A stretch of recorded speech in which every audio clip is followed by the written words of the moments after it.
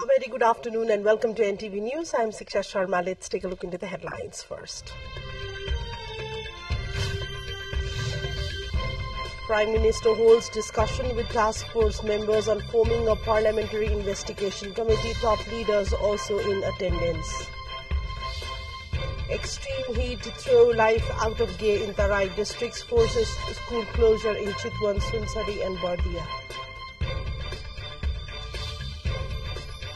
Strong winds and rains batter Bangladesh as Cyclone Remal makes rainfall.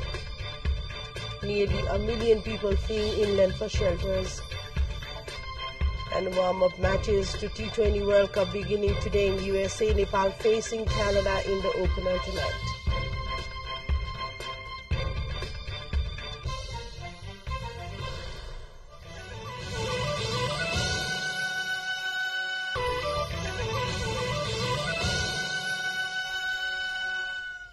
Welcome back to NTV News. Taking a look into news in detail now. Prime Minister Pushpakamal Dahal is holding a meeting with the members of the task force formed to prepare terms of reference on forming a parliamentary investigation committee on cooperatives embezzlement case.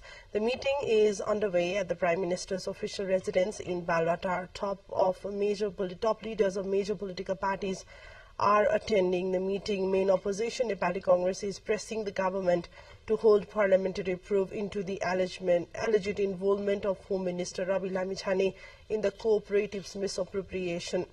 The party demands a committee formed to investigate the case, for which a 4-member task force is comprised to sort out the mandate of the committee. However, different surfaces among the ruling and the opposition, Nepali Congress, over giving particular emphasis on involving Home Minister Rabi Lamithani in its proceedings. The government is set to unveil the budget estimations of the government annual revenue and expenditures for the fiscal year 2081-82 Bikram Sambat tomorrow. Finance Minister Barshaman Pul will be presenting the budget before a joint sitting of both the houses of the Federal Parliament at 1 p.m. Earlier yesterday, Finance Minister Pul presented the economic survey of fiscal year 23-24 in the meeting of the National Assembly, the upper house of the Federal Parliament. We take a look into a short break. More news follows up next. Stay with us.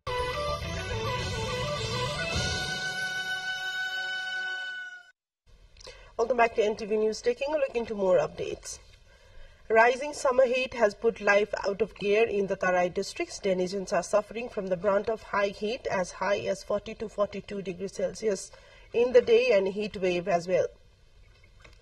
In Chitwan, the Ratnanagar municipality has given summer vacation to schools few days earlier after the heat conditions became unbearable there. The municipality has decided to close all community and private schools for 4 days due to extreme heat affecting children's learning activities and health. At Surin Sunsari, the inner municipality also decided to close the school for 5 days. The municipality informed that it has been decided to close the school from today due to excessive heat there, stating the health of the students has become a concern due to heat. Thus, the holiday is given to be deducted from the accumulated holiday calendar. Also, Bardia is one of the districts that is suffering the most. The district is one among the hottest in the country, where both winters and summers are intense. The temperature has risen as far as 42 degrees Celsius there in the district. Taking you to other updates, where 4 vehicles collided with each other last night at 17 Kilo of Bharatpur Metropolitan City under the Narayangarh Road section of Chitwan. 1 youth died and 22 people were injured in the incident. Deputy Superintendent of Police, also the spokesperson of the District Police Office, said a bus heading to Bhutan from Kathmandu, a truck towards Mugling from Narayangarh, a bus coming from Kathmandu to Mahotari, and a bus moving to Kathmandu from Birganj collided with each other at midnight. Identity of the deceased has not been ascertained yet. Taking you to Mugu now, where a marauding gang of looters plundered Dolfu village of Mugu, Karmarong Municipality 1 in Mugu district, taking advantage of the absence of villagers on Saturday. The villagers had left their homes for combing highland meadows in search of precious herb, Yarshagumba. The armed looters ransacked houses and made away with cashes, jewelries and other goods. According to Chairman of Karmarong Rural Municipality, Chiring Kampne Lama, Meanwhile, Chief District Officer Topinder Kesai informed that a police team was deputed from Pulu Police Post, a 5-hour trek from the village, immediately after receiving the information. The assailants had been there with guns, stimulators and kukkuris, jewelries, Asian pots, medicinal herbs and clothes were looted by them in the district there. Taking it to the international front, where cyclonic storm Remal, which moved nearly northwards at a speed of 13 kilometers per hour over the past 6 hours, has crossed the Bangladesh and adjoining West Bengal coast. The IMD reports that gale wind speeds reaching 90 to 100 kilometers per hour with gusts up to 110 are currently prevailing along and off the coast of Bangladesh, West Bengal and adjoining North Odisha. The imminent landfall of Cyclone Remal has caused significant disruptions to air, rail and road transportation in Kolkata and other parts of South Bengal on Sunday. As a precautionary measure, Kolkata airport authorities have suspended flight operations for a period of 21 hours. The primary regions affected by the cyclone include West Bengal, coastal Bangladesh, Tripura and some other parts of the northeastern states of India. Residents in these areas as well as in the neighboring states are advised to prepare for adverse weather conditions there. And let's take a look into yet another break. Stay with us for more updates.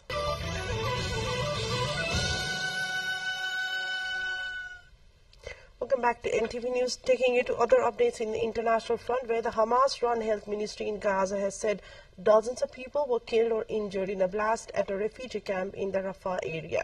The Israel Defense Forces said it had carried out an airstrike targeting a Hamas compound in the area.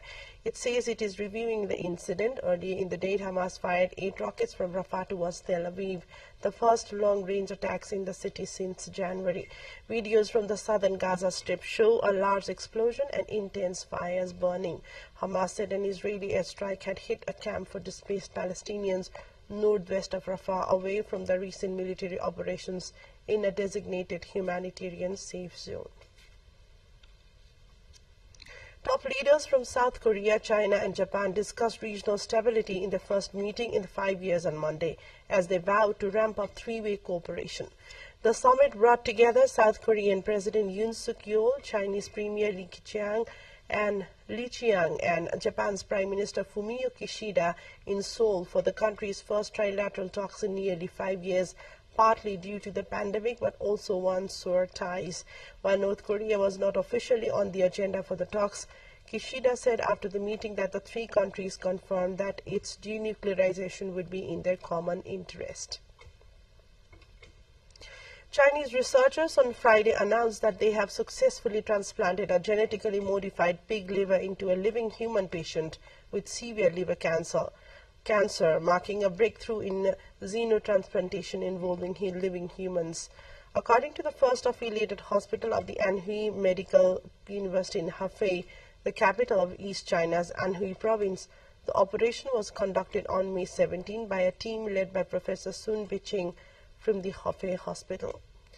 Sun said that the 71-year-old patient did not experience acute or hyperacute rejection within the 7 days following the operation, nor did he experience a disorder to his system. A quick look into what's coming up next.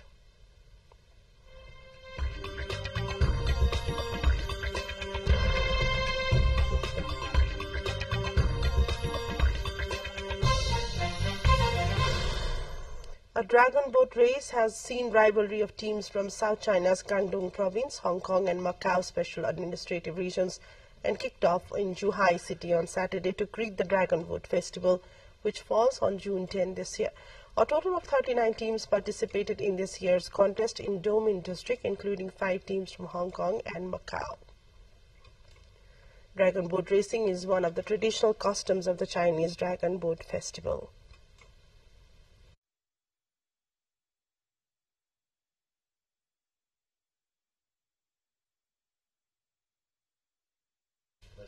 The festival, also called Duanbu Festival, is celebrated on the 5th day of the 5th month of the Chinese lunar calendar. Time for sports.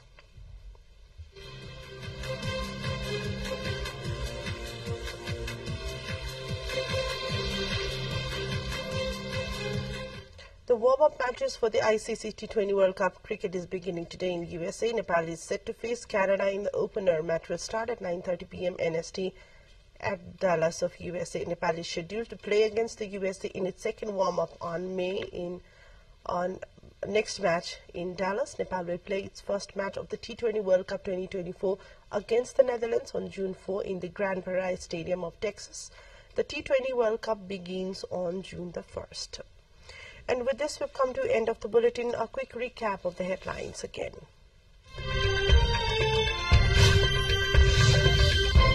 Prime Minister holds discussion with task force members on forming a parliamentary investigation committee. Top leaders also in attendance.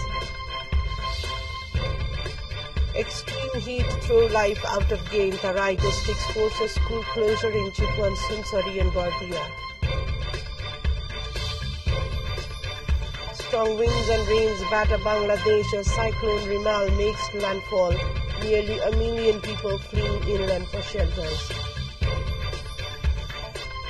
And warm-up matches of the T20 World Cup beginning today in USA. Nepal facing Canada in the opener tonight.